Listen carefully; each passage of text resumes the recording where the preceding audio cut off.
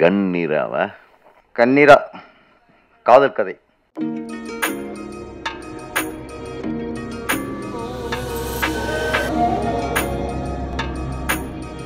மக்களை பொறுத்த வரைக்கும் ஒன்றே ஒன்று தான் சார். இன்னைக்கு டிக்கெட் விலை சொல்கிறான், அதெல்லாம் இல்லை. ஒரு படத்துக்காக அவன் ஒதுக்குற நேரம், இன்னைக்கு நேரம்ங்கிறது மிகப்பெரிய விஷயம். ஒரு படம்னா 3 ஹவர்ஸ் அங்கே தேட்டருக்குள்ளே, அதுக்கு முன்னாடி 1 ஹவர், பின்னாடி 5 ஹவர்ஸ் 6 ஹவர்ஸு நான் ஒரு படத்துக்கு ஒதுக்கணும். படம் தேட்டருக்கு போகிறேன் தான். அப்போ நான் வந்து இன்றைக்கி 6 மணி நேரம் ஒரு படத்துக்காக காலத்தை ஒதுக்குறேன்னா அந்த படம் அதுக்கான ஒர்த்தாக இருக்கணும். அதுதான் முக்கியம். அப்படி ஒர்த்து இல்லைங்கிற பட்சத்தில் உள்ளே வர மாட்டேங்கிறான். அப்போ நிறைய விசாரிக்கிறாங்க, விசாரித்து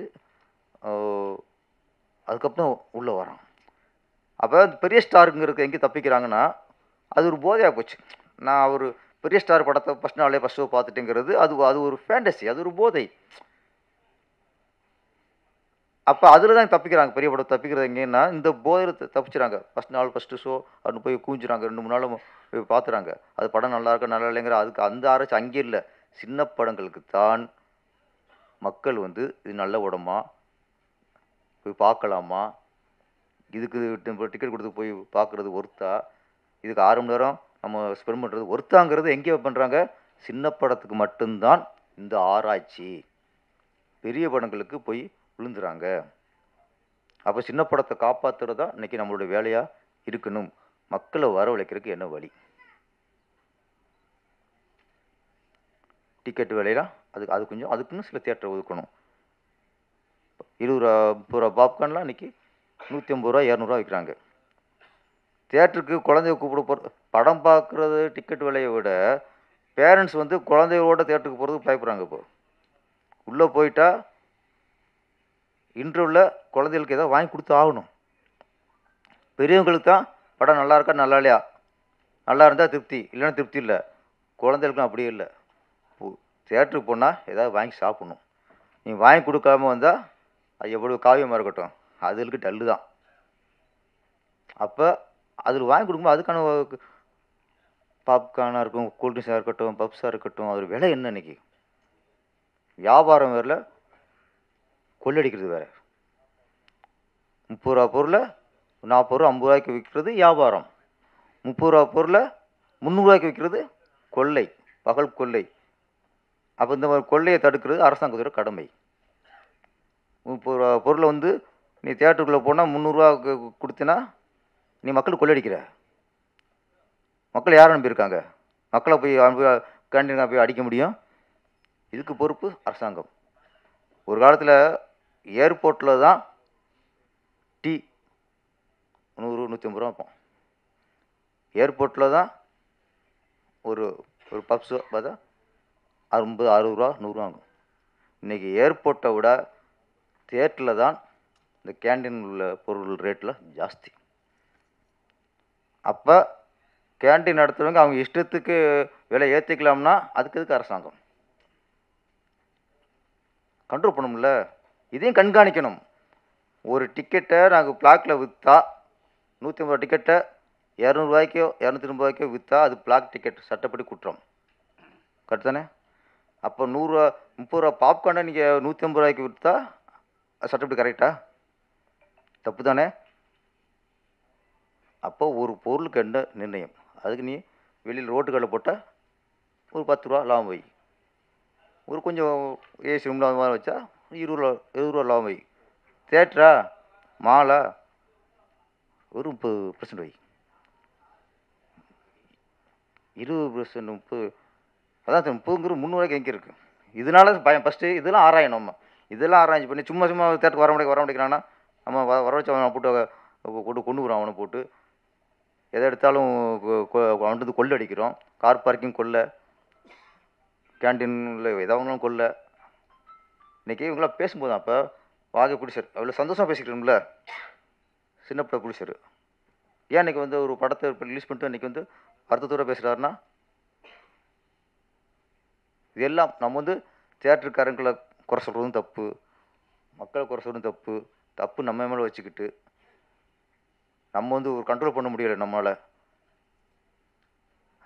அதை ஆராய்ச்சி பண்ணணும், மக்களை உள்ளே கொண்டு வரதுக்கான ஆராய்ச்சியை இது பண்ணணும். இது நான் இடையில கேள்விப்பட்டதான். பிடிச்சிருந்தா நீங்கள் 50 டிக்கெட்டு 5 நாளைக்குள்ளே அனுப்புங்கன்னா எப்படி அனுப்புவோம்? இதெல்லாம் ரொம்ப வேதனையாக இருக்குது கேட்கும்போது. நம்ம கண்ணீரா அவனு மலேசியா இந்த படத்தை அவர் எடுத்து இங்கே கொண்டு வந்துருக்கிறாரு. ஒன்று நல்லபடியாக ரிலீஸ் ஆகும், ரிலீஸ் ஆகி நல்லபடியாக லாபம் அடைஞ்சிரும். அதுக்கான உத்ரா ப்ரொடக்ஷன் வந்து அதில் வாங்கியிருக்கு. அவங்க வந்து அவங்க அணுவும் இருக்காங்க. இப்போ இவங்களும் அணுவும் இருக்காங்க சார். சில இதில் அணுவும் உள்ளவங்க வாங்கி பண்ணும்போது அவங்களுக்கு நேரம் தெரியும், எங்கே தேட்டர் பிடிக்கிறது, 6 மணி தேட்டர் பிடிக்கிறது தெரியும். சிலருக்கு எதுவுமே தெரியாமல் மாட்டிக்கிறாங்க. கொஞ்சம் சினிமாவை காப்பாற்றணும்னா மக்கள் உள்ளே வர்றதுக்கான நம்ம முயற்சியை பண்ணுவோம். அதுக்கான நம்ம தயாரிப்பாளர்கள் வந்து அதுக்காக யோசிக்கணும், அதுக்காக சிந்திக்கணும் என்ன பண்ணலான்ட்டு.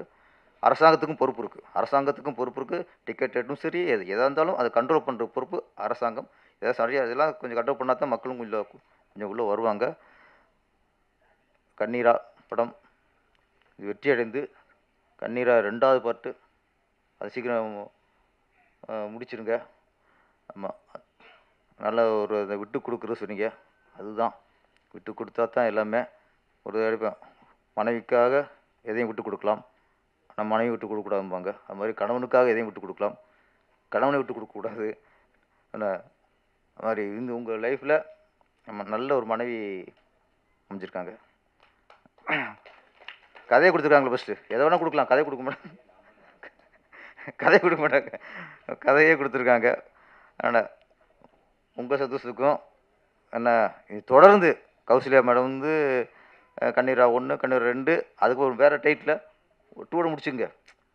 3லாம் இங்கே கொஞ்சம் தாங்க மாட்டேங்குது, இப்போ 2 தாங்க மாட்டேங்குது. இப்போ நிறைய தொடர்ந்து படம் பண்ணணும், தொடங்கி ரிலீஸ் பண்ணுங்கள். அந்த படம் மிகப்பெரிய வெற்றியடைய வாழ்த்துக்கள். நன்றி, வணக்கம். திரைப்படத்தின் ரிசல்ட் வந்து உங்களை மிக மிக மகிழ்விக்கும் ஒரு ரிசல்ட்டாக இருக்கும். ஏன்னா இங்கே வந்து எல்லாம் சினிமா தேட்டர் கிடைக்காது, அதுக்கு தான் என் தம்பி வந்து உண்மையை சொல்லி உடச்சி விட்டா. நீங்கள் டென்ஷன் ஆக வேணாம். இப்போவும் சொல்கிறேன், நல்ல கண்டென்ட் உள்ள படங்களுக்கு தேட்டருக்கு ஆள் வர்றாங்க. லப்பர் பந்துக்கு வரலையா?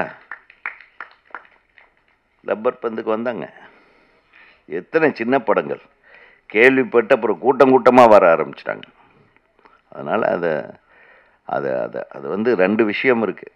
அரசாங்கத்துக்கு கோரிக்கை வைப்பது பல வருஷமாக வச்சுக்கிட்டே தான் இருக்கிறோம். தேட்டருக்காரங்க வச்சு செஞ்சுக்கிட்டே தான் இருக்காங்க. இதை மாற்றுறதுக்கு யார் பண்ணணும்? நீங்கள் தம்பி சொன்ன மாதிரி தயாரிப்பாளர்கள் ஒரு முனைப்பாக ஒற்றுமையாக இருக்கணும். முதல்ல ஒற்றுமை இல்லைன்னா இந்த சினிமாவில் நம்ம எதுவுமே சாதிக்க முடியாது. இதே புரட்சி தலைவர் காலத்தில் சினிமாவுக்கு ஒரு பிரச்சனைன்னா பிரச்சனை வந்ததே இல்லை. எவனாச்சும் பிரச்சனை பண்ணான்னா சின்னவர்கிட்ட நியூஸ் போயிடும் அப்படின்னு உடனே எல்லாமே அடங்கிடுவாங்க. எந்த ஒரு தேட்டர்லையாவது பிரச்சனை வந்திருக்கு? எந்த ஒரு படமாவது ரிலீஸ் ஆகாமல் இருந்திருக்கா? சொல்லுங்கள் பார்க்கலாம். குப்பை படம் கூட ரிலீஸ் ஆகும். புரட்சி தலைவர் காலத்தில் நான் சொல்கிறேன். அதுக்கப்புறம் இந்த அரசியலும் சினிமாவும் 2 கலந்ததுனால வந்த பிரச்சனை தான். அரசியல்வாதிகளுக்கு சினிமாவுக்கும் சம்பந்தமே இருக்கக்கூடாது. சினிமாவை ஒரு சுதந்திரமான காற்றாக சுவாசிக்க விட்டு வேண்டும். அதை தான் சொல்லுவாருன்னு எதிர்பார்த்தேன். ராஜன்னா இப்போ கொஞ்சம் அதெல்லாம் கொஞ்சம் அடக்கி வாசிக்கிறார். என்ன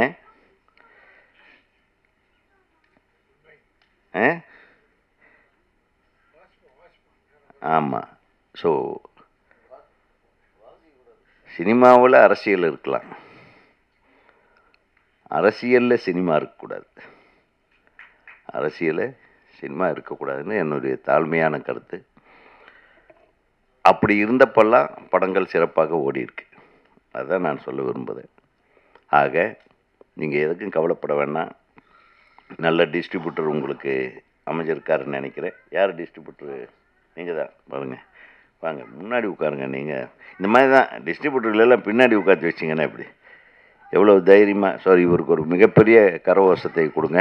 தைரியமாக நிச்சயமாக இந்த படம் வெற்றி படமாக உங்களுக்கு வரும் என்று சொல்லி இந்த திரைப்படத்தில் பங்கு பெற்ற அனைத்து தொழில்நுட்ப கலைஞர்கள், நீங்கள் மலேசியாவிலேருந்து வந்திருக்கீங்க.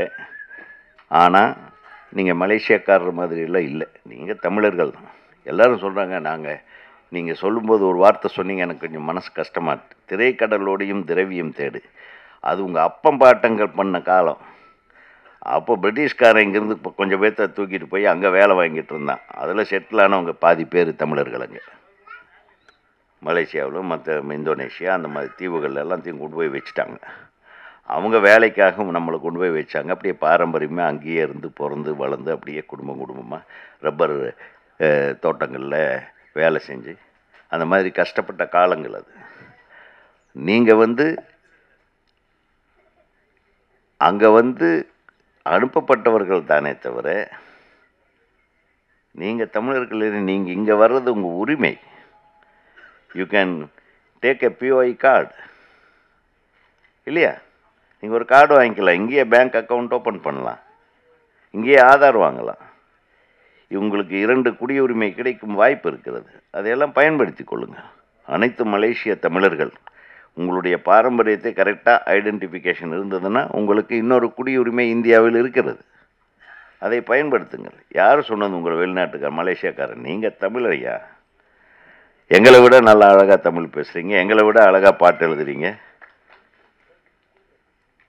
ஆக சிறப்பு வாய்ந்த இந்த விழாவில் ஒரு சிறப்பு நம்ம எல்லாம் சேர்க்க வேண்டிய ஒரு நேரத்தில் நமது அனைத்து பத்திரிகை நண்பர்களும் ஊடக நண்பர்களும் இவங்க 2 பேர்த்த பற்றி எழுதுங்க, இந்த படத்தை பற்றி எழுதுங்க.